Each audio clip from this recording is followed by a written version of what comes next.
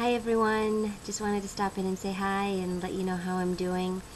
I am 6 days away from being done with my radiation treatment, and I can't wait to see February 21st on the calendar and know that that's the last day that I'll have to have radiation, and I'll be able to mark an end to this end, or this leg of the journey, and this side of my treatment. So I've been doing well. My body is tired. It's just cumulative effect of radiation. I think on top of the 4 months of chemo, my body is just saying, we're done, we're done.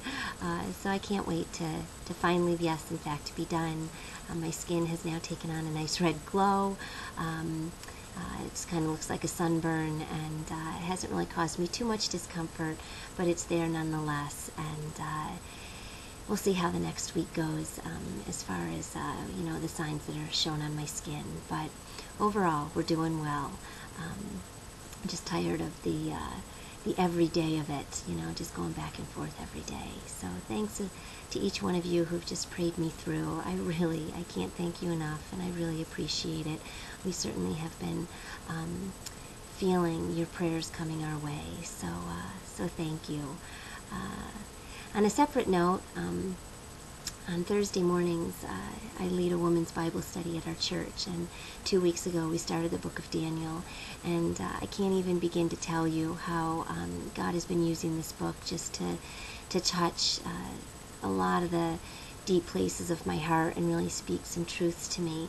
And going into Daniel, you'd think that the book of Daniel was going to be about Daniel as it holds his name, but it really is not at all about Daniel. He is an example for us, but the book of Daniel is really about God. It is about the sovereignty of God, and it's about the character of God. And I wanted to share something with you today from chapter 2. As we've gotten into chapter 2, this is when Nebuchadnezzar, who's the king at the time, he has his, what I have called the A-team. It's his group of astrologers and sorcerers and the Chaldeans and those wise men, so to speak, that he has put himself, that he has surrounded himself with. And it's these men that he calls upon at different times to just give him wisdom and to help him through different situations. Well, Nebuchadnezzar had a dream, and the dream was troubling, and he couldn't sleep, and so he calls in his A-team. There's not a man of God among him, and he asks the group of astrologers and sorcerers to give him the dream and to give him the interpretation. And none of them are able to bring this to him. And they say, we'll give you the interpretation, Nebuchadnezzar, but we can't give you the dream. And basically say there's not a God of flesh who can do that. And Daniel had been taken captive when Nebuchadnezzar took control and the Babylonian Empire came to be. And he had taken a whole bunch of what we'll call the choicest men, the choicest Jews from Jerusalem. He brought them to Babylon. He inundated them with the Babylonian culture. He took their names away, gave them new names, and basically put them in a 3-year training program where he was just going to brainwash them and inundate them with everything that had to do with Babylon and the gods there that were worshipped, and trying to basically strip them of their Jewish heritage and the Jewish culture. So Daniel's one of these men. He's not even yet of the age of 20, somewhere between the age of 15 and 20. And he's in about 2.5 years or so of his training. And because of these astrologers and the wise men at the time, they couldn't give Nebuchadnezzar what he wanted. Nebuchadnezzar sent out a decree. And that decree was that all of the wise men of Babylon would be killed. So this was going to include Daniel as well as the 3 of his companions, which were Hananiah, Mishael, and Azariah, which you may know as Shadrach, Meshach, and Abednego. Those, of course, were their Babylonian names that were given to them. So anyway, to get us to where we are at this moment, this decree goes out. We're in chapter 2 of Daniel. This decree goes out, and basically Nebuchadnezzar says all of the wise men are going to be killed. So Daniel hears of the decree. And the point that I wanted to give you today was how in crises, as the tide changes and a storm may blow into your life and circumstances may change, that we really are faced with 2 different options. And we see that as we get into this portion of Daniel. And I wanted to read for you this evening, starting in 14. So Daniel 2:14. It says, "Then with counsel and wisdom, Daniel answered Arioch, the captain of the king's guard, who had gone out to kill the wise men of Babylon. He answered and said to Arioch, the king's captain, 'Why is the decree from the king so urgent?' Then Arioch made the decision known to Daniel. So Daniel went in and asked the king to give him time, that he might tell the king the interpretation. Then Daniel went to his house and made the decision known to Hananiah, Mishael, and Azariah, his companions, that they might seek mercies from the God of heaven concerning this secret, so that Daniel and his companions may not perish with the rest of the wise men of Babylon." So that's what I wanted to give you today, is that when crisis comes in, how do you respond? Do you respond in faith, or do you respond in fear?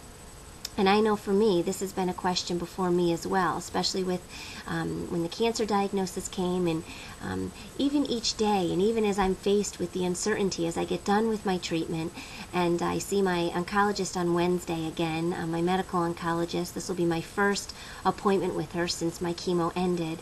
And you face that uncertainty where the doctors are going to say, okay, you're done with treatment, and now just go live your life. And it's like, well, the last year of my life has been cancer treatment, and that uncertainty of, well, what if this cancer comes back? And, we have two choices. We can either respond in the fear of that uncertainty and that fear of, I don't have the answers. I don't know what's coming next. I don't really like what I'm dealing with. I don't like the circumstances. And I'm really afraid of all of these unknowns. Or we can respond in faith. And we can respond as Daniel did, where he went before the king and he said, you know what, can you just give me some time? That I have faith in my God, the God of heavens, that in fact he's going to give me this dream and he's going to give me this interpretation for you, Nebuchadnezzar. But I need time, because I need to go seek my God in prayer. And that's the response of someone who is so steadfast in their faith, who does not waver in unbelief. Because you know what fear really is? Fear is unbelief. Fear is where we stand and we say, you know what, God? I don't know if I trust you. I don't know if your word is true and you really are going to come through for me. And faith is saying, I trust you, God. I know without a shadow of a doubt that you are for me.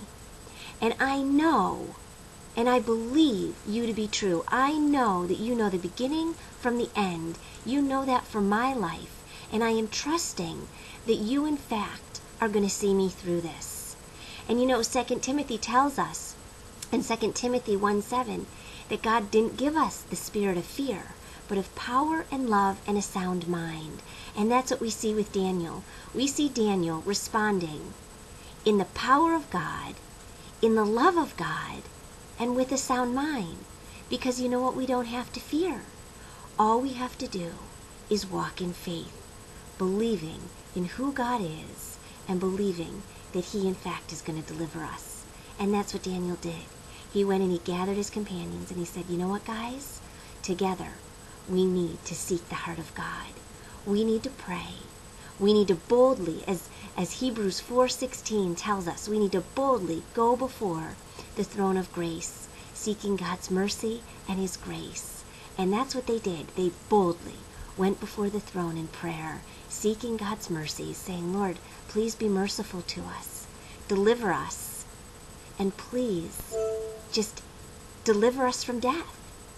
And that's what God did. And then through Daniel, God's power was made known to Nebuchadnezzar. God was made known to Nebuchadnezzar, as we see that God in fact gives Daniel Nebuchadnezzar's dream, and he gives it the interpretation. And so I just wanted to leave that with you today, as God just has been speaking that to my heart, saying, Stacy, are you going to respond each day in fear, or are you going to respond in faith? Trust me, I've got you covered. I know the beginning from the end.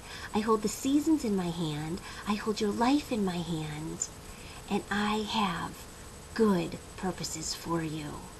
And so I hope that you're walking in faith today, trusting him, that you are steadfast and immovable, knowing that your labor in the Lord is not in vain.